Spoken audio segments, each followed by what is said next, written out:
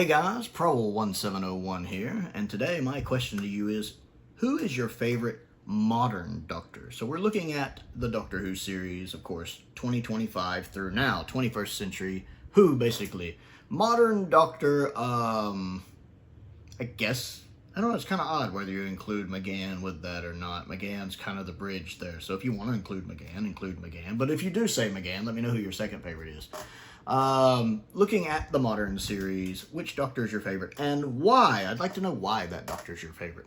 For me, I would say at this point it's probably Matt Smith. I think Matt Smith is my favorite. There's definitely some second Doctor in him. We do know that Matt's a big fan of Troughton and did model his Doctor a little bit after Troughton, even down to his outfit, which I think works really well. I think Matt is very good at doing the kind of silly, fun parts of the Doctor while also nailing the old man and the young man's body and doing those serious moments of the Doctor too. You can see the hurt and the loss his Doctor has. Since most of his Doctor's run, he still thinks Gallifrey's been destroyed. That loss that he gets across sometimes and stuff like The Beast Below, while still doing some nice comical bits in The Beast Below. I feel like Series 5 Matt Smith balances that very well. I actually like the balance between the humor and the seriousness. Now, he gets a little more caricaturish and cartoonish at times in later seasons, and then I think also gets it back about where it needs to be in the final couple specials he's in. I really enjoy his acting as the old man Doctor at the end of Time of the Doctor. I think he pulls that off really well. And he absolutely nails his speech right there when he's confronting the Dalek ship as the old man. He's a good actor. Matt Smith is a good actor. It's not surprising to me that he's gotten so many more roles like Game of Thrones and all of that stuff. I enjoy like his speech in A Good Man Goes to War when he's like, I want them to call you Captain Runaway, and his bit about, you know, good men don't need rules. Today is not the day to find out why I have so many. But then again, he can also do those little flippant, fun. You could tell he'd make it like a great babysitter for children, except for the fact that little Daleks would probably tie him up and go see the movies. But I really like the 11th Doctor a lot. I definitely, as someone who's a huge Troughton fan, I see some second Doctor in him, and I very much enjoy that. My second favorite would probably be Eccleston. Eccleston, again, is very good at switching from being serious Doctor to comedy Doctor very well. He does these very humorous parts very well. He does the very serious stuff very well, and how he can flip between them, you know, on a dime is really impressive. While also dealing with the hurt and loss of the Time War. This is very much post-traumatic stress Doctor, and Eccleston balances and does all of those things very well with his performance. Plus, he just has that nice Tom Baker smile that I really like. That huge grin like Tom Baker does, which I like. It's just a good combination of all those elements. Those are easily my favorite two from the modern series. After that, it gets a little iffy for me. I'd say next I would probably have... I think it's really hard between Tennant and Capaldi, actually. Capaldi is a very good actor. His biggest problems are, one, his Doctor goes for things that I don't necessarily care for as much in the Doctor. He reminds me a lot of the first Doctor, and Series 10 Capaldi reminds me a lot of Pertwee, actually, which I love Pertwee. And if all of the 12th Doctor was like he is in Series 10, I'd probably really like the 12th Doctor a lot more. His earlier runs, especially Series 8, he reminds me a lot of Hartnell. And again, I like Hartnell.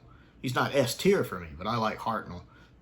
But when I'm talking about my favorite Doctors, I tend to like the more Patrick Troughton, Tom Baker Doctors, my two favorite Doctors. One of the reasons, again, why I like Matt Smith. And 12 is just a little serious. It's not that he never has funny moments. He does, and sometimes he sneaks them in. But just what he's going for, the whole I am a good man thing, doesn't really land for me, despite Capaldi being a great actor. Always. Capaldi always elevates his material as best he can.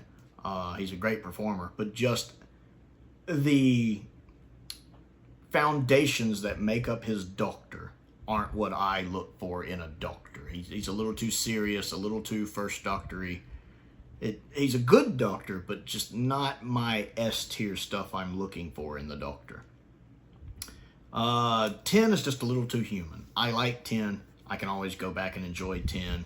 My favorite season of series of Modern Who is Series 3. And even Series 4 is good. Series 2, half of it's really good. So it's not that Tennant's a bad Doctor. Just especially as I've gotten older, I go back and look at his era and the way he reacts to things, the arrogance. It's a bit of a narcissist. Definitely an ego, though he's not the only Doctor to have that for sure. Pertwee definitely has that, and I love Pertwee. But just sometimes I forget I'm watching an alien and I feel like I'm watching an angsty human. The same problem with 14. 14, the biggest problem with 14 is that he's like a world-weary 10. So it's like the 10th Doctor that's just been through so much, he's a bit broken and a bit... It doesn't seem like there's a lot of optimism left in the 14th Doctor. He's just been through so much. Just like, he's kind of like that friend who's just, you can tell when they've had a bad day at work and don't want to be bothered. That's the 14th Doctor. And then, of course, Whittaker, I'm just not a big fan of. She's my least favorite Doctor. She has moments where she shines in the role a bit, but just not a big fan of her. She just never really clicks as the Doctor for me, due down to mostly performance and writing. Writing more than anything, but most of her performance doesn't work for me. And then 15 is there are times 15 really nails it, and there are times when 15 doesn't. And most of that is down to the way he's written. I think Ncuti Gat was a good actor, and I think he performs the role really well. But you have, like, some of the scenes in episodes 2, 3, and 5, and what little bit we get with him in episode 4, where he's just phenomenal. He's great in the role. He's really good. I remember coming off of Dot and Bubble, I was like, wow, next time I rank the Doctors, he might even rank above a classic Doctor or two. But then we had Rogue, Ruby Sunday, and Empire, and I was like, nah. Just some of the choices, the crying all the time, the fact this Doctor was supposed to be over the emotional baggage, but is obviously not over the emotional baggage, so still having to deal with emotional baggage. I want a modern Doctor that's like a classic Doctor, where he's not just, woe is me, my life is so hard all the time. Just let him go and explore the galaxy. I watch Doctor Who to escape from reality. I don't need him to be realistic. I mean, it's Doctor Who. It doesn't have to be realistic. I don't need a Doctor that's saddled with all of this angst and just this world weariness. I'm over that. I'm ready to move past that. I thought 15 was supposed to move past that, and it doesn't look like he has. And all the crying is getting to me. I just... So there are times I really like 15, and times I'm like, I don't like what they're doing with the character. So my personal favorite is definitely 11, I would say, so far, of the modern series, with Eccleston running right behind him. If I was going just, keeping McGann kind of out of it, because he's kind of, for me, in the middle. It's kind of hard to classify McGann. But just going by those two, just going by the modern series, that's where I would put them. So I want to know what you think. Who is your favorite modern Doctor and why? Comment down below and let's talk about it. Don't forget to click the like button and the subscribe button as well, and all of the other fun stuff that's down there in the comments. Links to the Patreon, links to the Amazon wishlist, links to the Amazon UK wishlist. The P.O. box is down there as well. If there's anything you'd like to send me to look at and review, I do want to give a shout out to a couple of my top tier patrons, Colin Coney and Sam as well. I appreciate their support, as I do the support of all of my patrons. It's very much appreciated. Most importantly, thank you for watching.